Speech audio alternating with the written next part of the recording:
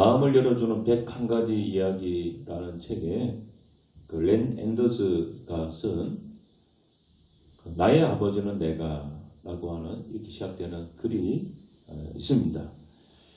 한번 들어보십시오. 나의 아버지는 내가 4살 때 아빠는 뭐든지 할 수 있었다. 5살 때 아빠는 많은 걸 알고 계셨다. 6살 때 아빠는 다른 애들의 아빠보다 똑똑하셨다.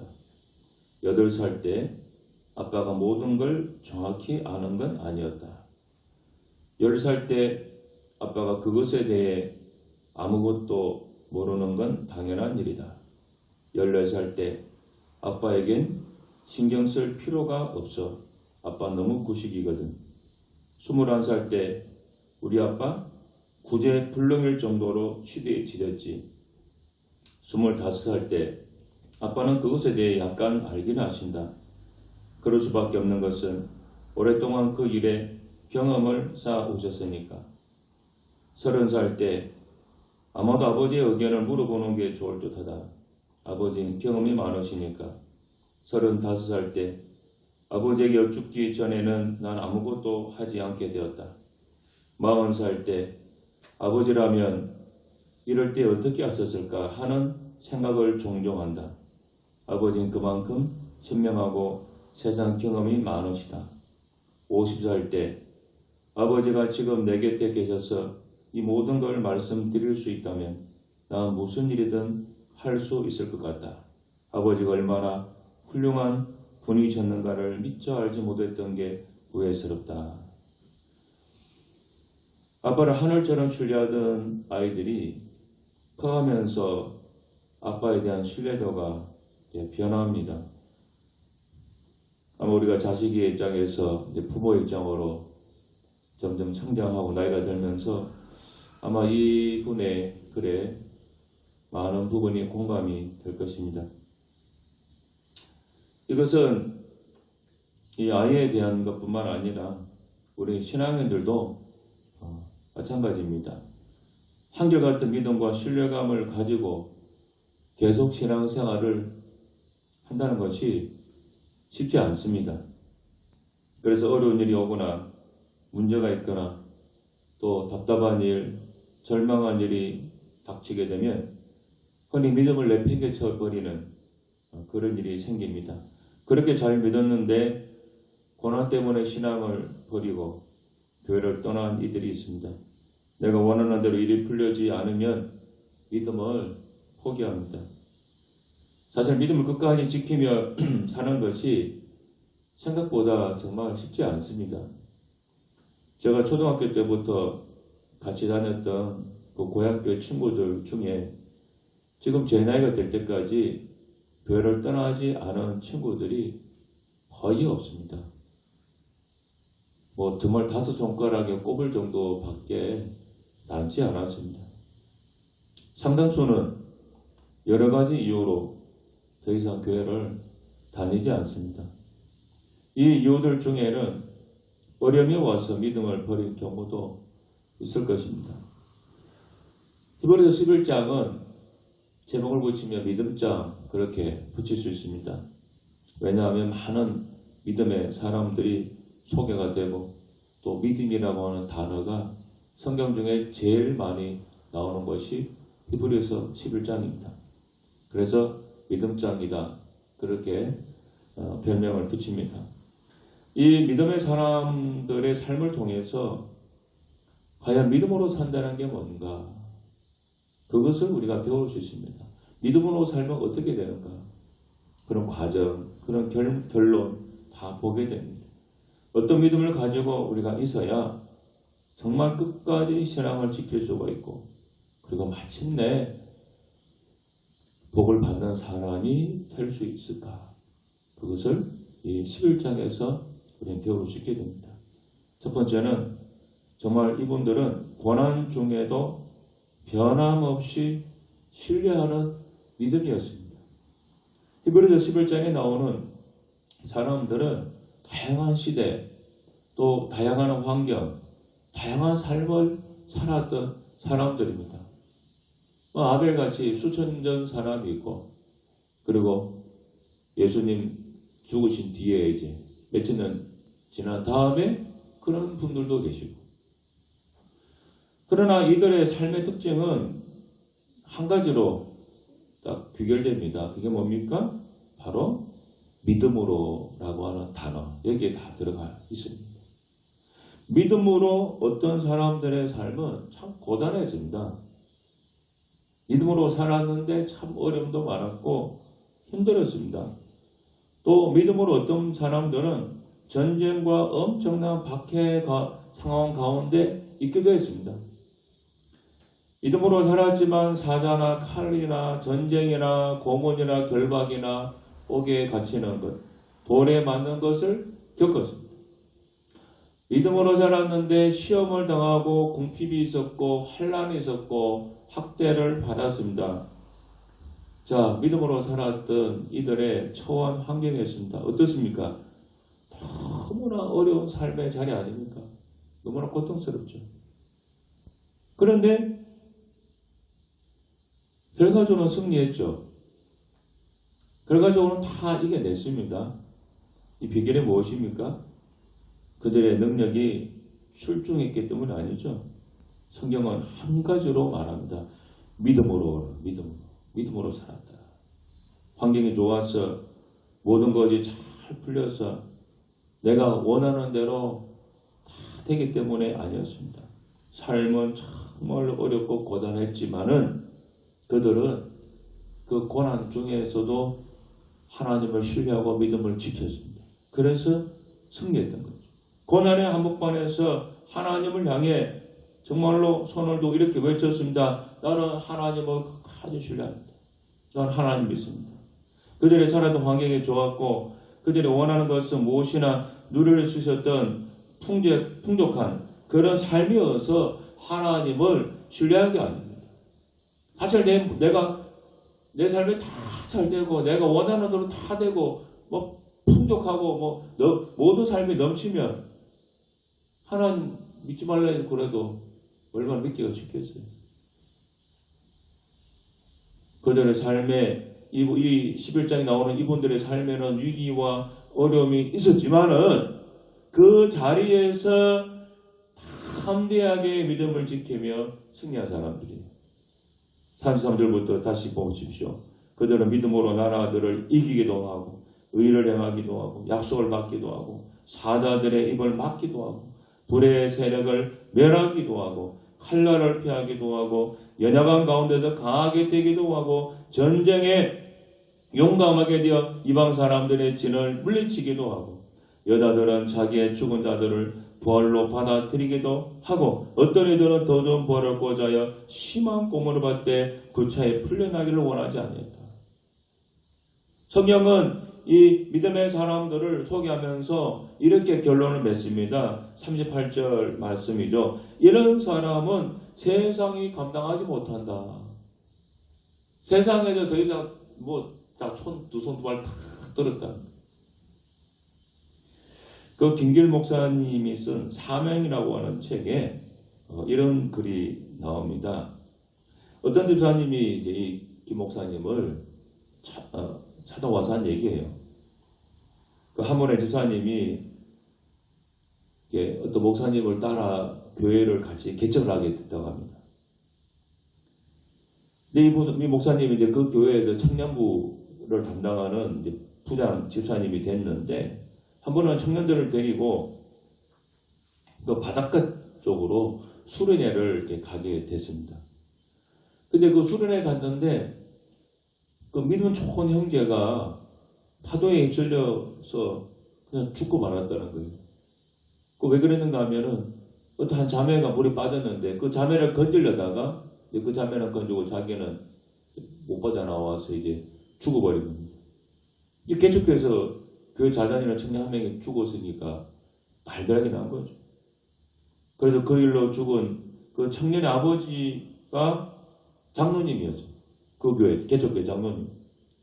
그래서 목사님과 함께 개척을 했는데 이 장로님이 내가 목사님하고 개척을 해서 이런 일을 겪었나 하고 원망을 하고 또 다른 교회 직분자들도 큰 실망을 하고 낙담해서 결국은 그 목사님이 그 교회에 있을 수가 없어서 교회를 떠났습니다. 그리고 청년부 그 담당했던 그 이 집사님도 같이 교회를 그냥 따라서 옮겼다고. 그래서 지금도 그 목사님이 안타까워서 조금씩 후원을 하고 있는데 이분이 뭐라고 하는가 하면은 이 김길 목사님한테 자기도 그 장로님 그 아들을 죽은 장로님처럼 어려워지는 것이 아닌가 그런 두려움이 있다는 거예요. 내가 그 목사님과 개척 같이 따라하다가 그런 어려움이 생겼다고 하는 그런 트라우마가 있는 거예요. 그래서 두렵다고 해요. 그래서 이 김길 목사님이 이 집사님에게 이렇게 말을 해줬다고 합니다. 집사님, 교회를 개척한다고 하나님께서 신실한 청년을 죽게 하십니까? 하나님이 정말 그런 분이십니까? 제 생각에는 그 청년은 숭배한 것입니다. 연약한 자매를 돕다가 천국에 먼저 간 의로운 사람입니다. 이 말을 듣고 이제 집사님의 얼굴이 밝아졌다 그래요. 여러분 그렇습니다. 우리는 하나님의 그 인격, 하나님의 그 어떤 성품을 향한 굳은 믿음을 가져야 돼요. 어떤 순간에도 하나님에 대한 흔들리지 않는 그 신뢰가 모든 어려움으로부터 우리를 지켜줍니다. 물론 내 마음대로 할 수 있는 거 아니에요. 그러나 최악의 순간에도 하나님이 좋은 분이라고 하는 나를 받아준다고 하는 그 하나님의 그 인격, 성품에 대한 굳은 신뢰, 믿음을 가지고 있어야 됩니다. 그래야 고난 중에도 하나님을 신뢰할 수 있고 믿음으로 승리할 수 있는 거예요. 우리가 고난 중에 믿음이 흔들리고 자꾸 낙심하고 뒤로 물러서고 원망과 불평이 생기는 이유는 하나님의 그 어떤 성품, 인격에 대한 신뢰가 깨어지는 거예요. 하나님 이런 분은 아니었는데 하는 거는 신뢰. 이게 금이 가는 거예요. 그러니까 우리가 견디지 못하는 겁니다. 제가 기도 전에도 그런 기도 드렸습니다만 하나님은 우리 주님은 어제나 오늘의 동일하고 변하지 않아요. 절대 변하지 않습니다. 변하는 건 내가 변하는 거예요. 우리가 변하지 하나님은 지금까지 한 번도 변한 적 없습니다. 내가 변해서 내가 실망하고 내가 변해서 내가 낙심하고 내가 변해서 원망한 겁니다. 두 번째는 하나님의 다스리심을 신뢰하는 믿음이었어요. 이분들은. 여러분 믿음으로 산다는 것이 무엇을 의미합니까? 온 세상을 통치하시는 하나님의 주권을 믿으면서 그분을 신뢰하면서 사는 거예요. 여호와께서 다스리신다. 여호와께 통치하신다. 이건 성경에 나오는 핵심적인 내용 중에 하나입니다. 또 교회에 중심되는 선포이고 신앙 고백입니다.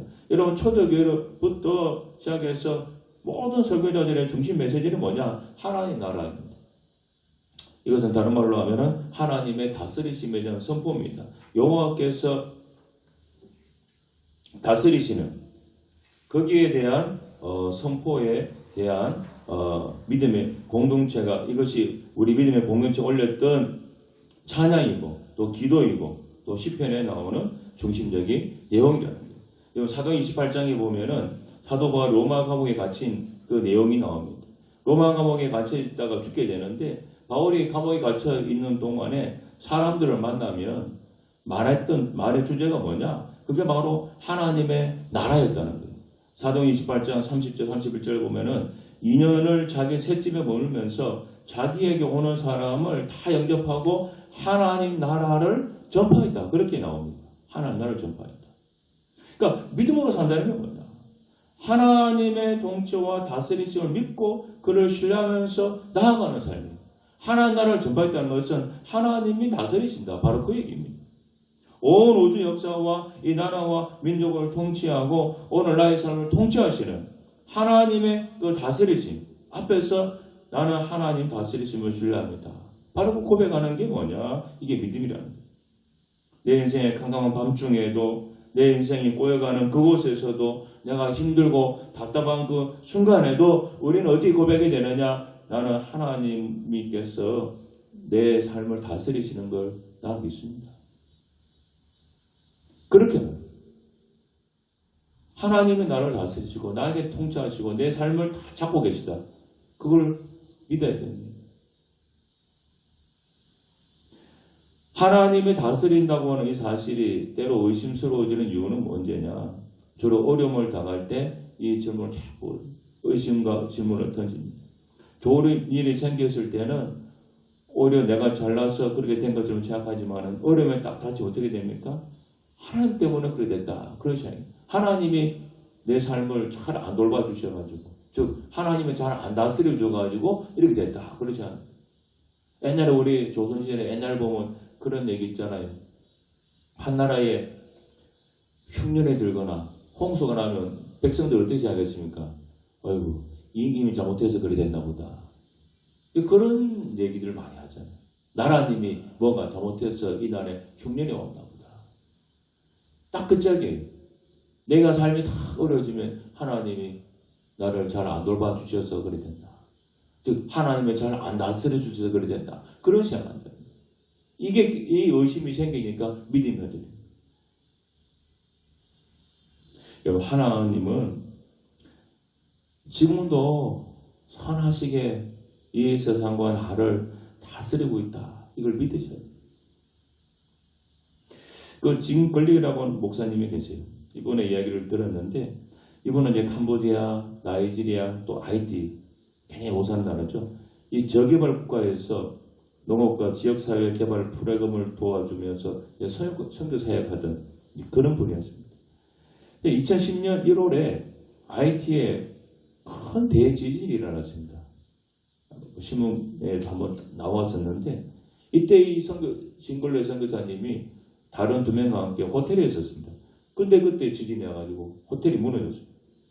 3명의 선교사와 또 다른 3명이 무너진 건물 때문에 갈려서 55시간 동안 이틀 좀 넘게 갇혀 있었습니다.